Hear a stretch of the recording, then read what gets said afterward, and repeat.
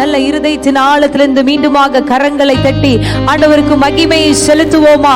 அவரை துதிக்கிற எந்த ஸ்தானத்திலும் நம்மை ஆசீர்வதிக்கிற தேவனாய் இருக்கிறார். நீங்க துதித்துக் கொண்டிருந்த வேளையில் அவர் நம்ம மத்தியில தான் உலாவி வந்திருக்கிறார்.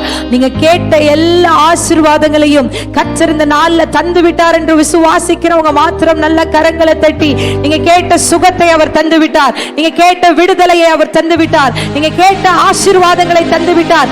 நீண்ட நாட்களாய் தாமதித்திருந்த இந்த ஆசீர்வாதங்களை இன்றைக்கு ஆண்டவர் தந்து விட்டார். நல்ல கரங்களை தட்டி, ஆண்டவரே உமக்கு மகிமை செலுத்துகிறோம், உமக்கு மகிமை செலுத்துகிற ஆண்டவரே.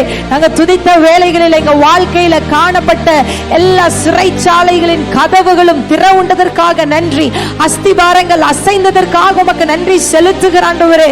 கட்டுகள் அவிழ்ந்து விழுந்ததற்காக உமக்கு நன்றி செலுத்துகிறோம்.